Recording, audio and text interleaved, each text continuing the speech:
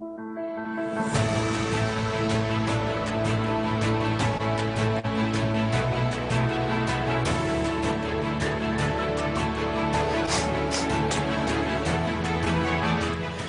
welcome back. A group of refugees from Afghanistan has gathered in front of the United States Embassy in Madagascar's capital, Antananarivo, calling for their cases to be expedited out of the U.S. refugee admissions program in 2019, but we are yet to receive any updates until 2 months ago when they had interviews with the U.S. Citizenship and Immigration Service agents. Since then, their wait for answers has continued to stay. They said after 1 month, they gave the U.S. The results. Okay, they said after 1 month, they gave us the results. After now, they haven't given the results. Claimed one refugee, nothing, Baha. A spokesman for the group told reporters by video chat from the protest. They make us a hostage since 2019. Now we are sitting here in this rain. Those gathered said they had worked in support of either NATO forces or companies and non-profits in Afghanistan. And as a result, faced turbulent retribution if they returned to their home country.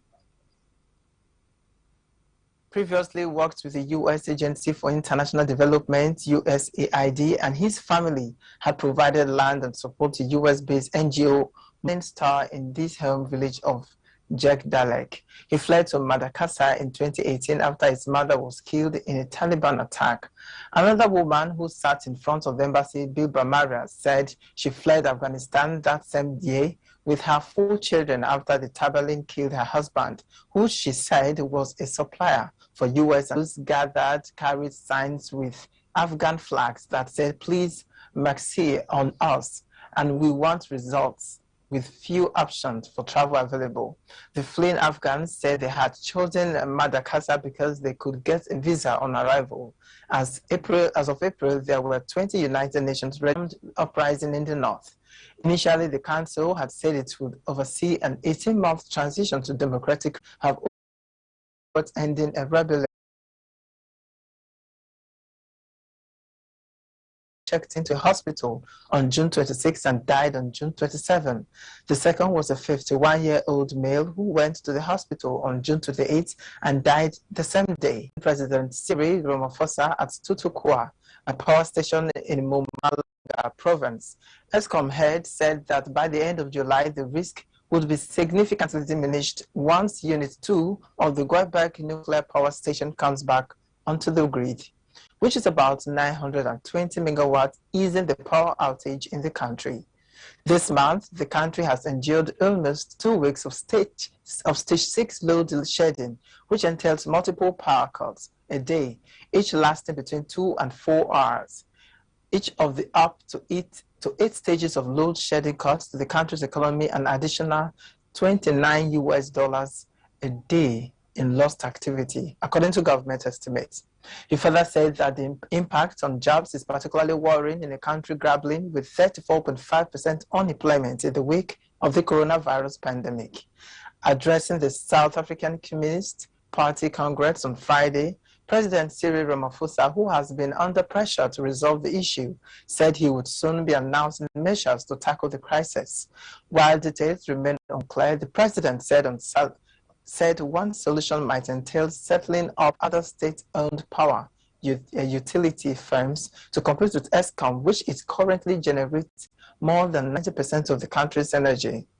Energy experts and even debt-ridden ESCOM have called for rapid government investment in renewables, particularly solar, as the best option to quickly boost energy production.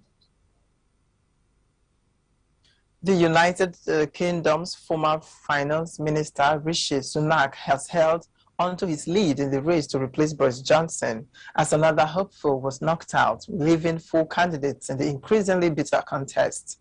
Sunak got 115 votes in the 3rd ballot of Conservative legislators on Monday, ahead of former Defense Minister Penny Mordaunt with 82 and Foreign Secretary Liz Truss with 71, since Johnson said he would resign earlier this month after his scandal-ridden administration lost the support of many in his ruling Conservative Party. The leadership race has taken an ugly turn, with several contenders turning their fire to Sunak. The front-runner, He has faced criticism on everything from his record in government to his wife's wealth by those vying to make it to a runoff between the final two candidates, with Truss and Marriott his most likely opponent.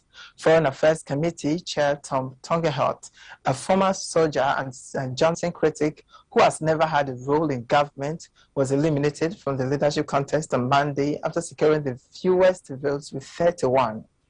Former Equalities Minister Kemi Badenoch came fourth in the votes with 58 votes. Attorney General and right-winger Suella Braverman, who was knocked out of the contest last week, had thrown her weight behind Truss. That endorsement, however, was not enough to push the Foreign Secretary into a second place. The ballot came after another fraught day of campaigning despite concerns being expressed publicly about the growing divisions within the party over the contest.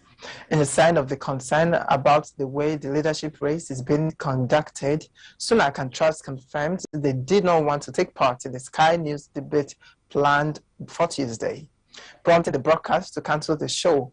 MPs are said to be concerned about the damage the debates are doing to the image of the Conservative Party, exposing disagreement and splits within the party, a Sky statement said. Labour leader Keir Starmer said he was astonished by the candidate withdrawing from the debate, arguing that it demonstrated a lack of confidence. I can see, based on what I've seen in the debate so far, why they want to do so, because this is a party that is out of ideas, out of purpose. They are tearing each other apart, he told reporters at a central London bank.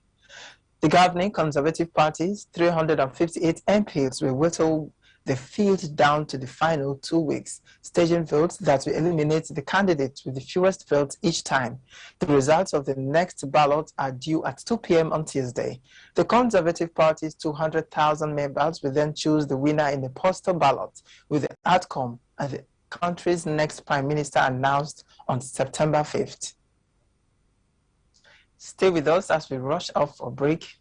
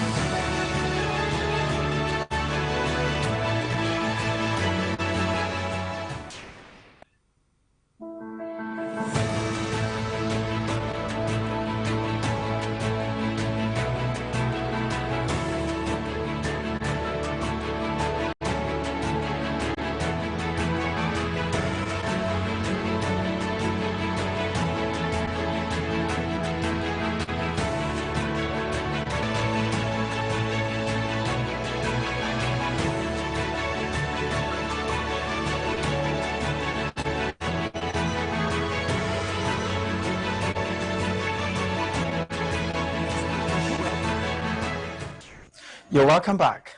A judge in West Virginia has blocked authorities in the U.S. state from enforcing an abortion ban that dates back to the 1800s, as fierce legal battles continue following the United States Supreme Court's decision last month to overturn the landmark Roe v. Wade abortion ruling. Kanawha County Circuit Court Judge Tara Salango granted the Women's Health Center of West Virginia, the state's only abortion clinic, a preliminary injunction against the ban on Monday, opening the door for abortion services to resume. Salango said that in the absence of action by the court, the state's sole abortion clinic and its patients, especially those who are impregnated as a result of a rape or incest, are suffering inseparable harm. Attorney General Patrick Morrisey decried the ruling, calling it a dark day for West Virginia, and said his office would appeal to the state Supreme Court up to a decade in prison.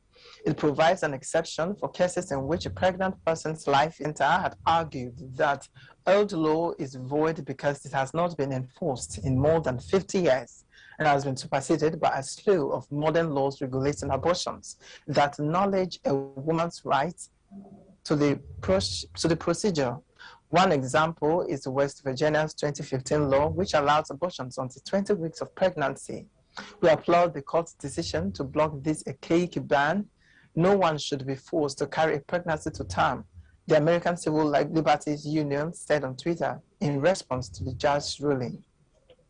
Legal battles being waged to shape the post-ways to maintain access to abortion, and the decision came hours after Louisiana judge extended a temporary block on that first form, enforcing a so-called trigger law ban that designed to snap into effect if the High Court overturned Roe. According to the Guttmacher Institute, a reproductive rights group, at least 26 U.S. states are expected to try to ban abortion in the aftermath of the Supreme Court overturning of Roe on June 24.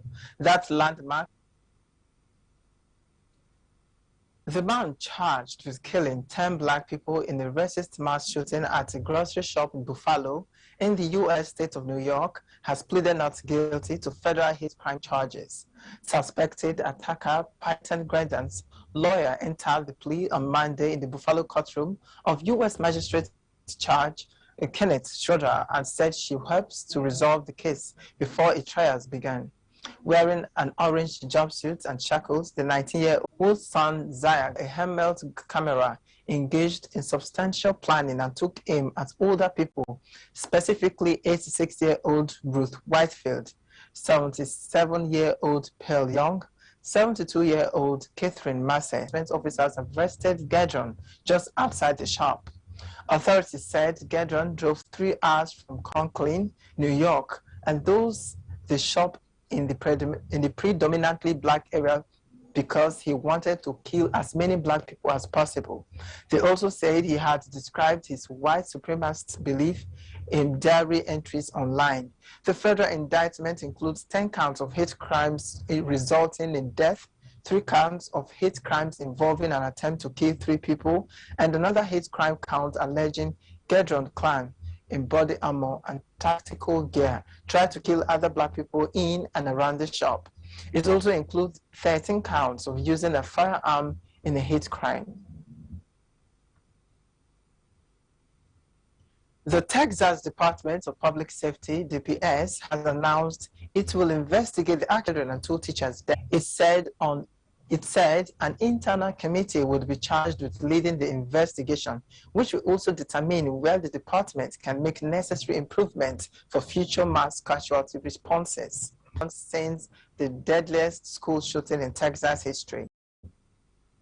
The announcement came a day after systemic failures of the law enforcement officials. Troopers rushed to the school in a chaotic scene marked by a lack of clear leadership and sufficient urgency. At Robb Elementary, law enforcement responders failed to adhere to their active shooter training, and they failed to prioritize saving innocent lives over their own safety. Read the report, which was released to family members of the victims. The White House on Monday called the findings unacceptable and devastating and the effectiveness of police. DPS Director Steve Macro has called the Uvalde response an object failure, and law enforcement officials have been roundly criticized by the victims' family members, state legislators, and the general public for the handling of the rampage. Sanders' report cautioned that the Texas Legislative Committee found no violence other than the attacker. However, there is no one to whom we can attribute malice or ill motives. Instead, we found systemic failures and egregious poor decision making it, he said. Following Uvalde, the U.S. Congress passed substantial gun reform legislation for the first time in decades, although critics have said that it does not go far enough.